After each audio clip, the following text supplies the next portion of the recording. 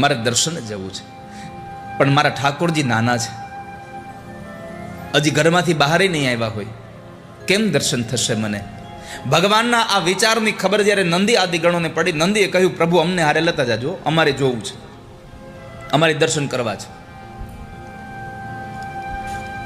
ભગવાને કહ્યું કે નંદી, આપણે સૌ એક સાથે જશું તો કદાચ મને લાગે છે કોઈને દર્શન નહીં થાય, એટલે તમે પછી આવજો, હું તમને જે માર્ગ બતાવું એ માર્ગે તમે દર્શન કરી આવજો.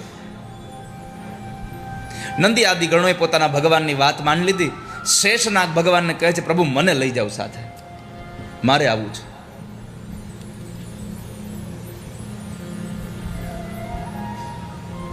ભગવાન એને સમજાવે છે, પણ એવા સમયે ભગવાન એને સમજાવે છતાં પણ શેષનાગ ના પાડે છે કે ના પ્રભુ મને તો સાથે લઈ જ જાઓ, ગમે તેમ કરો, કારણ કે મારે જોવું છે કે જે ભગવાન નારાયણ મારા શરીરની પથારી કરી અને દરિયામાં સમુદ્રમાં સૂવે છે, એ નારાયણ આજે ઘોડિયામાં કેવા લાગે છે ને, એ મારે જોવા આવવા છે, મને સાથે લઈ જાઓ. ભગવાન મહાદેવ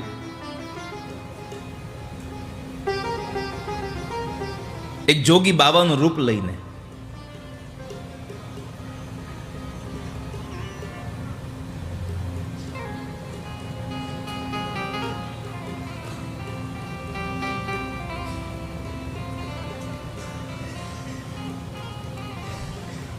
ગોકુળમાં આવે છે.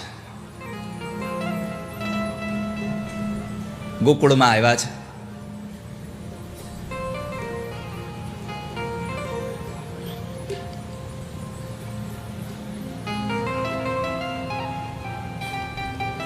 ગોકુળની ગલીઓમાં ચારેય બાજુ આમ ફરી રહ્યા છે. એમાં એક ગોપી જોઈ જાય છે.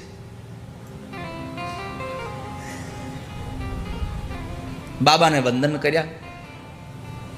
બાબા નમસ્તે નમસ્તે. ગોપીએ સામે ચાલીને જરાક બાબાને રસ્તો આપ્યો કે બાબા તમે તો જ્યોતિષી હો એવું દેખાય છે. ભગવાનના મનમાં થયું કે લાવ ઘડીક જ્યોતિષી બનવા દે, કદાચ ઓલાના જોશ જોવડાવવા લઈ જાય અને મારું કામ થઈ જાય. એટલે બાબાએ કહ્યું હા હા હું તો જ્યોતિષી છું, પણ બાબા તમને કોઈ દિવસ જોયા તો નહીં અમે ગોકુળમાં, અહીંયા પહેલી વાર. અરે હું તો સાધના કરીને પહેલી વાર આવ્યો છું. તમારું નામ શું છે? મારું નામ સદાશિવ જ્યોતિષી છે. ગોપીએ હરખાતા હરખાતા કહ્યું કે બાબા એક કામ કરશો? શું બોલો? અમારા જશોદામાની ઘરે એક દીકરાનો જન્મ થયો છે, તમે એના જોશ જોઈ દેશો?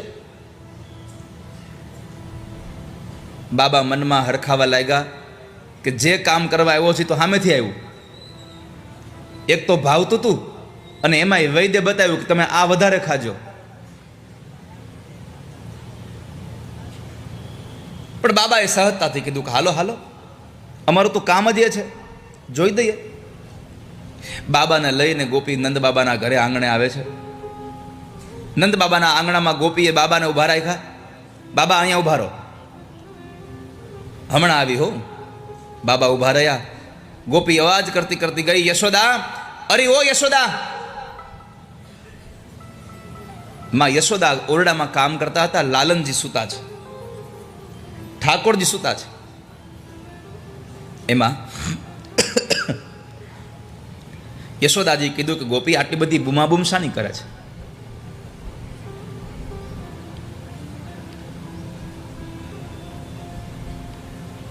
થોડો અવાજ ધીરો કર, બૂમ ઓછી પાડ, મારો છોકરો સૂતો છે, ઉઠી જશે. ગોપી હરખાતા કહે છે માં આંગણામાં જુઓ તો ખરા, હું કોને લઈને આવી છું? માએ પૂછ્યું કે ત્યાં જોવા જાઉં એના કરતાં તું જ કહી દે ને કોને લઈને આવી છો? અરે માં હું એક જ્યોતિષી બાબાને લઈને આવી છું, હાલો આપણે આપણા છોકરાના જોશ જોડાવી લઈએ. માએ કામ મૂક્યું પડતું, જોશ જોવડાવવા જાય છે. જેવા આંગણામાં આવીને ઊભા રહ્યા, આવીને જ્યાં જોવે ત્યાં તો માની આંખો ફાટી ગઈ. ગોપીને પૂછ્યું તો કોને લઈ આવી છું?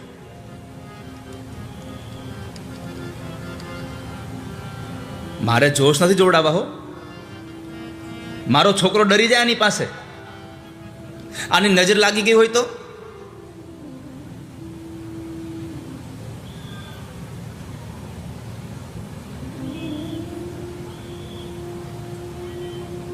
ગોપીએ કહ્યું, માં એક કામ કરો, તમે બાબાને થોડીક દક્ષિણા આપી દો અને હું બાબાને ના પાડી દઉં છું. માં યશોદાએ એક થાળ તૈયાર કર્યો અને ગોપી આવીને બાબાને કહ્યું, બાબા માફ કરજો, અમારા જશોદામાનો છોકરો અત્યારે સૂતો છે, એટલે અમારે અત્યારે જોશ નથી જોવડાવવા, પણ જ્યારે અમારે જોશ જોવડાવવા છે ત્યારે તમને બોલાવી લેશું. બાબા નિરાશ થયા કે એક રસ્તો મળ્યો તો એ વ્યર્થ ગયો. માં યશોદાએ આવીને ભગવાનને થાળ આપ્યો, બાબા આ દક્ષિણા લઈ લ્યો ને તમારી જગ્યાએ વ્યા જાઓ, મારે જોશ જોડાવ નથી, મારો છોકરો બી જાય તમને જોઈને. બાબા મનમાં જરા બોલ્યા છે, કરે માં આ તમારી આ ભિક્ષાને મારે કરવી શું? મારે રહેવું પર્વતોમાં? પણ ભગવાન મહાદેવજી કહે છે કે માં તમે આમ આ સોનાનો થાળ લઈને આવો ને, એમાં નવાઈ નથી કાંઈ. કારણ તમારા ઘરમાં ખજાનો જેટલો બધો પડ્યો છે, અને સૌથી મોટો ખજાનો તો હજી ઘોડિયામાં પડ્યો છે,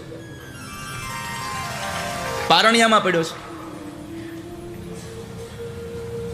પણ આ કથામાં એક સંદેશો આપી શકાય એવી વાત છે. ભગવાન મહાદેવે માને ઘસીને કહી દીધું કે મારે દક્ષિણા નથી જોઈતી, મારે તારા છોકરાના દર્શન કરવા છે. શું કામે? ભગવાન મહાદેવે કહ્યું કે મનમાં કપટ રાખો તો કૃષ્ણ મળે નહીં કોઈ દિવસ. કપટ હોય ને કૃષ્ણ ન હોય.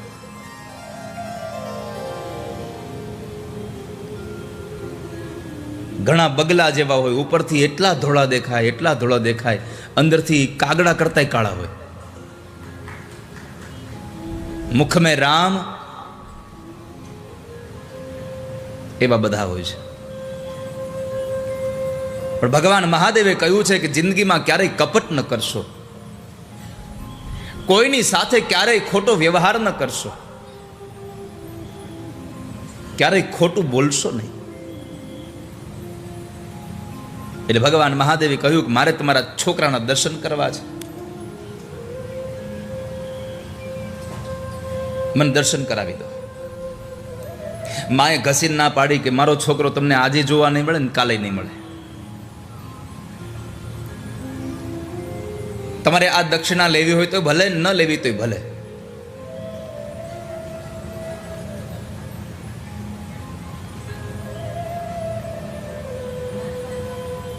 બાબાએ સામે ચાલીને કહ્યું કે માં જો મને તમારા છોકરાના દર્શન નહીં થાય તો ત્યાં સુધી આ બાવો તારા ઘરનું આંગણું મૂકીને હવે બારોય નહીં જાય. ભગવાન મહાદેવ અહામ લેખનો નાદ કરી ત્રિશુલને ખોડી અને નંદ બાબાના આંગણામાં પદ્માસન વાળીને આંખો બંધ કરી દીધી.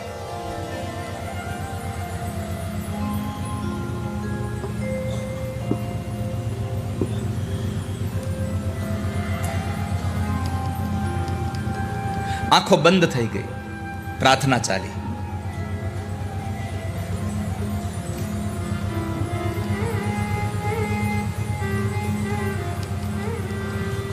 પ્રાર્થના થઈ.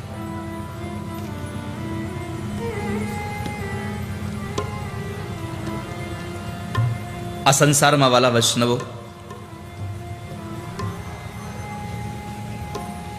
પરમાત્મા બીજું કઈ સાંભળે કે ન સાંભળે, પણ મને એટલો ભરોસો છે ઠાકોરજી આપણી પ્રાર્થના બહુ સાંભળે છે.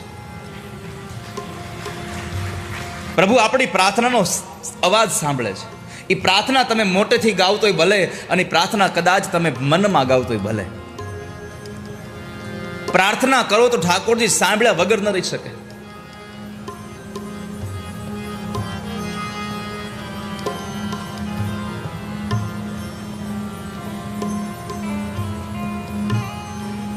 દામોદર સ્તોત્ર ગાવ છો ને, બિલ્વ મંગલ, બ્રાહ્મણ કુળમાં જન્મેલો,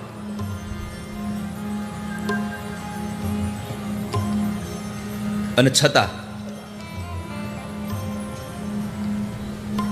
દક્ષિણ પ્રદેશના કૃષ્ણવીણા નદીના કિનારે એનું ગામ. પરમાત્મા કેટલી પ્રાર્થના સાંભળે, સાંભળજો.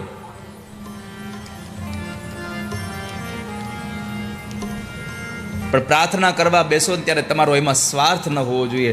પ્રાર્થના જલ્દી જો સંભળાવી હોય ભગવાનને તો તમારી પ્રાર્થના નિસ્વાર્થ ભાવે હોવી જોઈએ, અને કાં તમારી પ્રાર્થના પરમાર્થ ભાવમાં હોવી જોઈએ. પોતાના માટે પ્રાર્થના કરશો તો ઠાકોરજી મોડી સાંભળશે, બીજા માટે પ્રાર્થના કરશો ઠાકોરજી તત્કાલ સાંભળી લેશે. અને એટલા માટે જ આપણે સંતોને કહીએ છીએ, એટલા માટે જ આપણે બ્રાહ્મણોને કહીએ છીએ કે બાપા તમે અમારા માટે પ્રાર્થના કરો ને, કારણ કે તમારી પ્રાર્થના જલ્દી સાંભળશે. તમારી નહીં, આ સંસારમાં કોઈ પણ માટે તમે બીજા માટે કરો તો પ્રાર્થના ભગવાન તરત સાંભળે છે.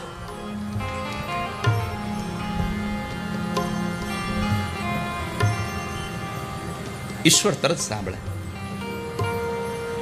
આ બિલ્વ મંગલ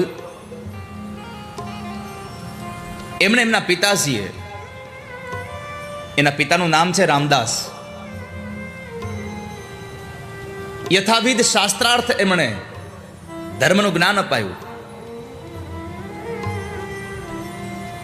બાલ્ય અવસ્થામાં અતિ શાંત, શિષ્ટ અને શ્રદ્ધાવાન થયો. પણ દેવયોગે મા બાપનું જ્યારે મૃત્યુ થયું અને કોઈ કહેવા વાળું ન રહ્યું, સ્વતંત્રતા મળી. આ સંસારમાં જ્યારે જ્યારે કોઈ માણસને અમુક સમયે સ્વતંત્રતા મળી જાય, એ સ્વતંત્રતા એની સ્વતંત્રતાના બદલે સ્વચ્છંદતામાં બદલી જાય છે. સ્વતંત્રતા સ્વચ્છંદતામાં પરિણમે છે.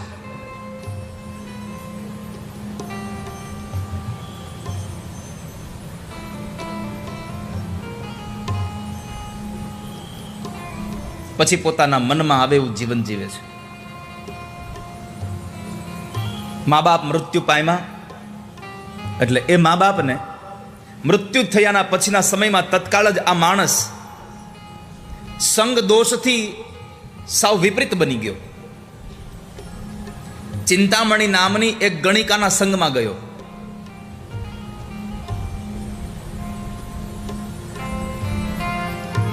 કેટલો કામાતુર થયો. એક વખતના સમયે પોતાના પિતાનું શ્રાદ્ધ હતું, પણ પિતાના શ્રાદ્ધમાં મન ન લાગ્યું. મન કેવલ ને કેવલ ચિંતામણીમાં લાગ્યું, પેલી ગણિકામાં લાગ્યું. યાદ કરતો રહ્યો ને. જેમ તેમ જલ્દી જલ્દી શ્રાદ્ધ વિધિ કરાવી, બ્રાહ્મણોને જમાડી અને પોતે જવા માટે નીકળે છે. સમાજના પરિવારના લોકો કહે છે કે આજ તારા પિતાનું શ્રાદ્ધ છે, એ ગણિકા પાસે ન જા. પણ આ સંસારમાં જે કામાતુર બને એને કોઈ પણ પ્રકારનો ભય અને કોઈ પણ પ્રકારની લજ્જા હોતી નથી. કામાતુરાણામ ન ભયમ ન લજ્જા. એને કોઈ પણ પ્રકારનો ન ભય હોય ન કોઈ લજ્જા હોય. કથા બહુ લાંબી છે, પણ હું તમને સંક્ષિપ્તમાં કહું કે બિલ્વ મંગલ જ્યારે એને મળવા માટે નીકળે છે, નદીના સામે કિનારે રહેતી હતી એ ચિંતામણી. પણ એ જ સમયે દેવયોગે એટલો બધો આંધી, એટલો બધો વરસાદ આવ્યો, પવન ફૂંકાઈ રહ્યો છે, વીજળીઓ થઈ રહી છે. સૌ નાવિકો પોતાની નાવને કિનારા પર લંગારીને નીકળી જાય છે કે અહીંયા પ્રાણવયો જશે નકર. બિલ્વ મંગલ પોતાની સંપત્તિના દોષ મદમાં બધાને કહે છે કે હું તમને વધારે પૈસા આપી દઈશ, મને સામે કિનારે મૂકી જાઓ. કોઈ એને મૂકવા માટે તૈયાર ન થયું. કામાતુરાણામ ન ભયમ ન લજ્જા. અને એટલો બધો એ કામમાં પ્રવિષ્ટ થયો, ચિંતામણીના એ ચિંતનમાં એટલો બધો મગ્ન થઈ ગયો, પોતે તરીને સામે કિનારે જવાનું નક્કી કર્યું. એટલા બધા ધસમસતા પ્રવાહમાં છલાંગ મારી દીધી. પછી તો કહેવાય છે કે મળદું જતું હતું, તેને ખબર નહીં કે આ મળદું છે કે લાકડું. એ મળદાના સહારે સામે કિનારે પહોંચ્યો. ત્યાં ગયો અને એ ઉપરના માળે રહેતી હતી એ ગણિકા, બહારથી દરવાજા બંધ હતા, દરવાજા ખોલતા નહોતા, તો એક રસ્સી લબડતી હતી, એક દોરડું હતું, એને પકડીને ઉપર ચડ્યો. ચિંતામણી કહે છે તું અત્યારે અહીંયા? બંને વચ્ચે વાતો થઈ.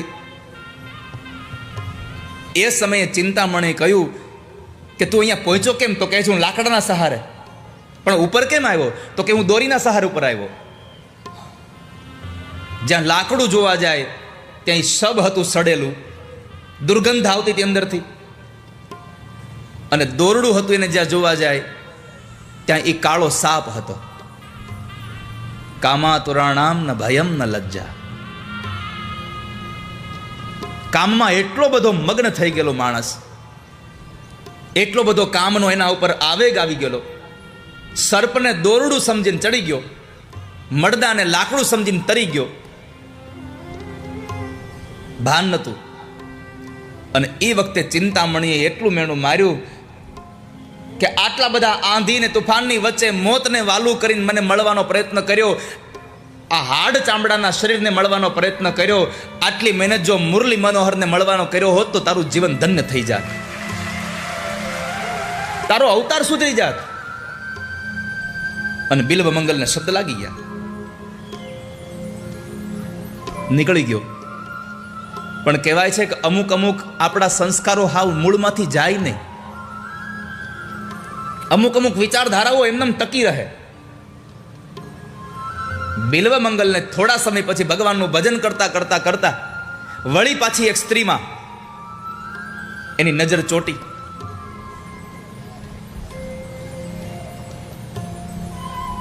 એ સ્ત્રીની પાછળ પાછળ એના ઘરના દરવાજા સુધી ગયો બિલ્વ મંગલ. સ્ત્રીના પતિએ જોયું એટલે પૂછ્યું, તમે કોણ છો, કેમ આવ્યા છો? તો કહે છે કે પેલી સ્ત્રી હતી, એનામાં મારું મન લાગ્યું છે ને એકવાર જોવા આવ્યો છું, મને મન ભરીને જીવ ભરીને એકવાર જોવા મળી જાય ને તો હું પાછો વયો જાઉં.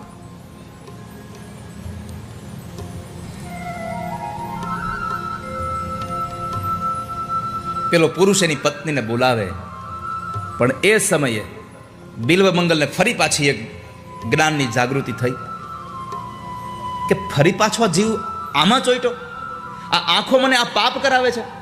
પોતાની હાથે બે સૂળ લઈ પોતાની આંખમાં નાખી દી, આંખ ફોડી નાખી.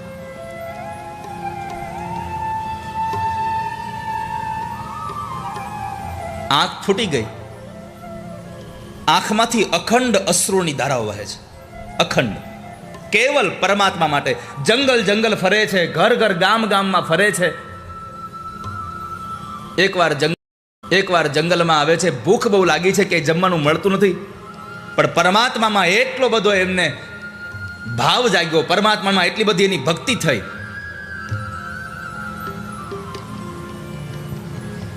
પણ એને ભરોસો હતો, બિલ્વ મંગલને ભરોસો હતો કે હું ભૂખ્યો છું, પણ આજ નહીં તો કાલ મને મારો ઠાકોરજી જમવાનું આપશે. કારણ કે જેને ખાડો આપ્યો છે પૂરણ આપ્યા વગર રહેતો નથી આ સંસારમાં.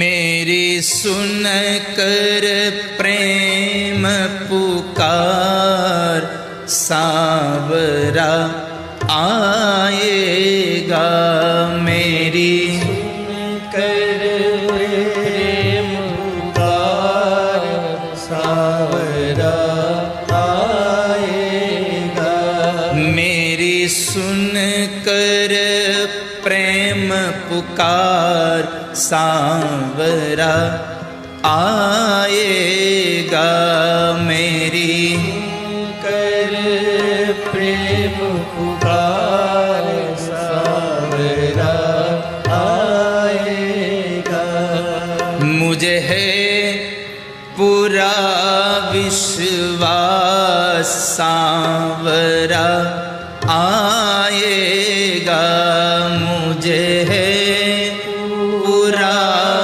विश्वास सांवरा आएगा, मुझे पूरा है विश्वास सांवरा आएगा, मुझे है पूरा विश्वास सांवरा आएगा, मेरी सुन कर प्रेम पुकार सांवरा आएगा, मेरी कुछ पल के लिए आप भी बिल्व मंगल हो जाओ, आंखें बंद हो जाए और भीतर से एक नाद निकलता जाए कि कृष्ण आएगा आज. અરે કનૈયો તમને જમાડવા ન આવે તો કાંઈ નહીં, કનૈયો તમારા માથા ઉપર હાથ ફેરવવા ન આવે તો કાંઈ નહીં, પણ એકવાર ખાલી તમારા હૃદયમાં કૃષ્ણનો પ્રાદુર્ભાવ થઈ જાય તો બહુ થઈ ગયું છે, કૃષ્ણનો અહેસાસ થઈ જાય તો બહુ થઈ ગયું છે. मेरी सुन कर प्रेम पुकार सांवरा आएगा, मेरी कर प्रेम पुकार सावरा आएगा। मुझे पूरा है विश्वास सांवरा आएगा, मुझे पूरा है विश्वास सावरा आएगा।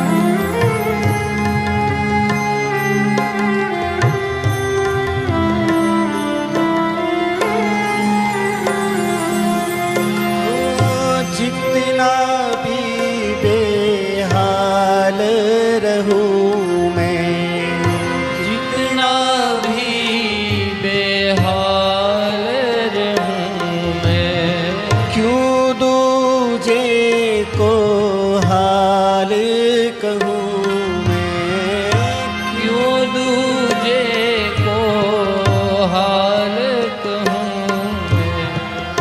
जितना भी बेहाल रहूं मैं, जितना भी बेहाल रहूं, દુનિયામાં મારી પરિસ્થિતિ ગમે એવી થઈ જાય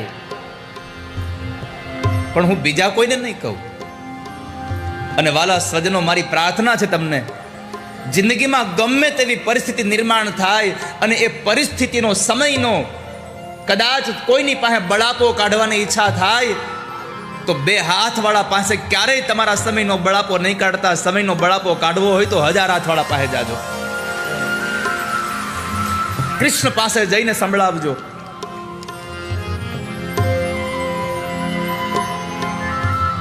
जितना भी बेहाल रहूं मैं, जितना भी बेहाल रहूं मैं, क्यों दूजे को हाल कहूँ मैं, क्यों दूजे को हाल कहूँ मैं। बरसेगी प्रेम फुहार सांवरा आएगा, बरसेगी प्रेम फुहार सावरा आएगा, बरसेगी प्रेम फुहार सांवरा आए